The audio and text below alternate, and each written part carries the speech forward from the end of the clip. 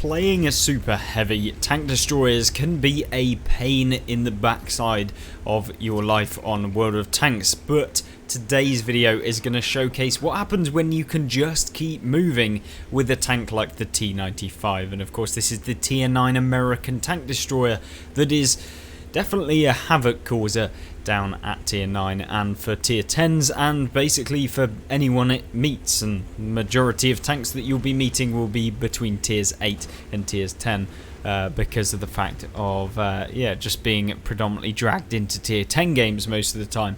But what makes the T95 special compared to some of the other vehicles that you'll see at tier 9, especially tank destroyers, things like the Object 704 and vehicles like that? Well, this vehicle actually has very, very solid armor. Imagine just grabbing a chunk of metal and then putting a gun on it, and that is essentially what you've got with the T95, and a ton of tracks all over as well. So this skin right here that you're seeing is, I mean, it's taken the T95 with its surfboard on, but essentially what you have with this tank is just a big old slab of big middle finger to all your opponents, essentially, especially when you're coming up against players that do not have premium rounds. If free-to-play players are coming up against the T95, it's basically just pray to God that you don't actually get penned, and essentially, yeah, the enemy team will just run away. And with the T95 in this sort of matchup, where essentially you're moving towards the heavy tank corner, as you typically will do with the T95 to farm up the heavies, then yeah, you can definitely press on the advantage, and they just will find it hard to basically pen. And the only real places where you can pen the T95, if you're a standard player on the game and you're not using a Jaeger with heat rounds, is essentially this cupola here is a weak point. You've got a cupola back here, which is also a weak point. You've got this area of on the side of the tank, which can be penned up here, and that can be penned if people get the actual side of your vehicle. And then you've also got a very, very minuscule lower plate. But the action begins, and maybe you'll see these places and weak points as we move through the battle. Now, the lower tier vehicle, or the lower tier vehicle on the tech tree of the T95, pushes around and of course gets shut down very, very quickly. That tank, the T28, does not have anywhere near the level of armor as its tier 9 counterpart that we're watching here. Now, the enemy Tiger 2 thought that he was funny, and for some reason poking around the corner was a brilliant idea. Of course, you've just seen why it wasn't, and with the alpha damage that the T95 has, with the kind of 15 centimeter-esque main armament this tank gets, you can essentially just blast through people. It is indeed a 155mm. And essentially what you can do is you can just troll people outright, just go around corners and just be a nuisance. Now, they may or may not pen you, and most of the time they won't pen you, but essentially what you can do is just come up against them, plow rounds into them, and there's not a lot that they can do. Now, you can sometimes do stuff against the T95, but you can see here that the enemy T95 has come out to play. Now, of course, knowing the weak points of a T95 really helps, and of course playing the T95 really helps to be able to determine where the best place to take one out is. And now you will see that as we go through, and our player here decides to push towards the enemy T95. Now, for the enemy team to have stayed in this position, it probably wasn't the best idea, because when you're coming up against a T95 that basically doesn't miss at this range, that does 700 damage on average every single time it hits you, and where you can't even pen them, well, of course it's not going to end up very well. And you can see here just a few rounds coming in. Now, there has been a few rounds that have penetrated, and you've seen that in the Yak Tiger actually managing to pen the cupola, and that is because as he gave the side of his tank, it enabled the cupola shot to become a viable option, and that's what we were talking about earlier when we said about the corner of the vehicle being a bit of a weak point. And you can see another round hitting here, and also earlier on a round hit the cupola here, which also penned. So these are the main weak points that you have, but you do also have this very minute lower plate that can be penned, but it's usually when people are coming over a ridgeline with the T95 that often becomes the biggest problem, as it's quite small and it is ideally not the thing that you should be shooting it at as a first resort. Now the Jagdtiger on the enemy team does take a good old chunky round and of course gets removed quite quickly from this game, and yeah, 4,100 damage has been done, and essentially it's a case of now deciding what the best plan of action is, given that the T95 on the enemy team has pushed up like he has.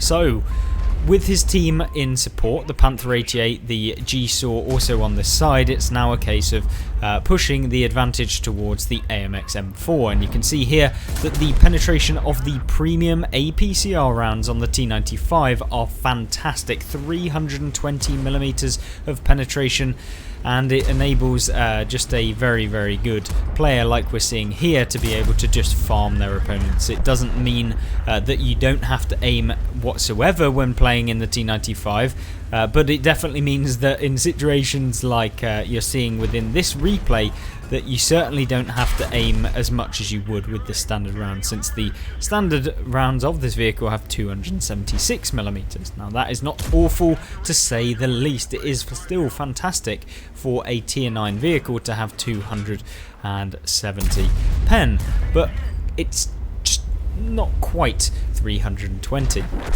So the CC on the enemy team, of course being a vehicle that is fairly strong, came round the corner thinking he was funny, and as we saw with the Tiger 2 earlier on, they weren't funny. They just came around and got munched by the T95. And this is what happens sometimes when the T95 is allowed to just sit there, and when they have a good player sat behind them, as you can see is obviously a good player with 2 marks on the T95. It is just a case of finding out where your opponents are and unleashing the wrath of this vehicle. Now there is a Spatuk, and there's 2 of them in the game actually. The first, or spotted one, over here, but of course you saw that the rounds were coming in from the base by the other Spatuk, and so you need to make sure that when you're kind of pushing and doing whatever you are, that you're not exposing your ass, because as soon as you do that in the T95 against a tank that has like 6,000 DPM, it's obviously not going to end up very well. But a lovely shot into the Spatuk there finishes him off for 690 damage, and ends with a nice little 4 versus 2 where the T95 may have to carry. Now there is a guard on the enemy team on full health, which might be a tank that he has to remove later on down the line, but there is also this Spatuk, and so he decides quite rightly to actually turn around and go after the guard. Now one thing that you probably should take a note of if you're interested in this sort of scenario, because it happens quite often on El Haluf, where an opponent may have won from behind, or they've come up from behind and they're in this position, but you're actually on the enemy team's side, is that the guard may or may not actually crest this ridgeline, and if he spots you and you're out in the open, which essentially you can get vision from the entire cap circle, and basically any of the camping TDs can actually hit you from in their base. So if you haven't won fully their base, then essentially you definitely don't want to be coming up into this position when there's a lot of tanks on the enemy team. Now granted, the T95 is maybe a little bit of an exception in this game because of the fact that there's only 1 tank left over there, but it is certainly something to bear in mind when you're playing in your own tanks. And quite luckily, the 700 alpha damage hit ends up hitting for over 1,300 damage, or just below 1,300 damage, which is feels bad for the enemy guard, and he is certainly looking the worse for wear after that little trade that you just saw. And having seen the amount of damage that this T95 is on, I would be feeling very, very sad if I was playing in something like the Spatuk. Now the HE round that he'd specifically loaded for the Spatuk didn't pen, and you can see the 155mm HE round has 90 penetration, which is fairly good. I mean, against most light tanks, you're going to be able to pen them with that, but it does get 1,000, just shy of 1,000 actually, 950 alpha damage with this round. So you have to make sure that you do actually aim with the HE. You usually can't just YOLO shells, but with the Spatik now moving up, he actually only tracks him with the HE. So this is a problem, and at this point you've got to make sure that you close the ground between the Spatuk, but also don't go too balls deep to the point where they're going to be able to get around the side of you. Because remember, the T95 is not particularly the fastest and certainly can be farmed if anyone was to get around the back of you, and especially when the tank that could potentially get around the back of you has unbelievable damage per minute. But it doesn't matter now because the Spatuk's out of the game. With that lovely shell at the end. And now it's just a 2 versus 1 scenario against the guard on pretty much a one-shot for both the ISU and the T95. So there's no real worries about not being able to pen or finish him off.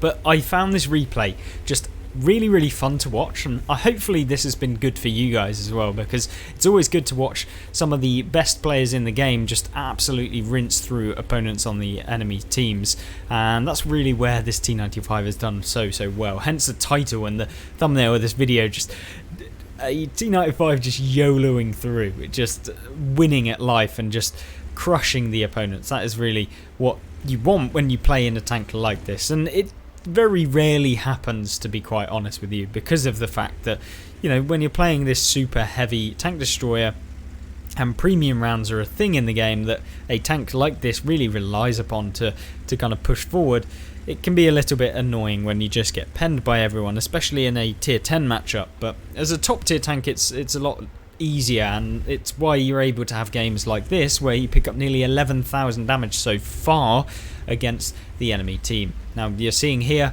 them deciding to cap, which is obviously the correct thing to do, because in this sort of position you just want to make sure that you're going to be able to deal damage every single time, and you want to make sure that you win the game. And by coming into a position like this, it's easy. The guard has to poke, the guard has to do something, otherwise he is going to be finding himself on the losing side, or at least not winning the game. Now the guard here pushing up doesn't quite understand that maybe the T95 has a brain and actually aims at him, and of course a win for the T95. So I really enjoyed this. It was actually such a great watch, and I really thank you for uploading it on the What Replay site, and hopefully I've done it justice with the commentary. But let me know in the comment section down below if you guys would actually love to play the T95, or if you've played it before. Have I missed anything? Is there anything that you would change about this tank if you could? And alternatively, if you think that any of the other tier 9 tank destroyers, super heavies, are better. But other than that, hopefully this video is good, and if you want to check out the BZ176, the overpowered, disgusting tank that it is, you have some unbelievable results, then I highly recommend you look at the left hand side of the screen right now with the card that's attached. And of course on the right hand side is the playlist of all of the replays that we've reviewed, and they are amazing, let me tell you. But other than that, I hope you have a fantastic rest of the day, and I hope you join me back on the channel as a subscriber in the next video. Goodbye.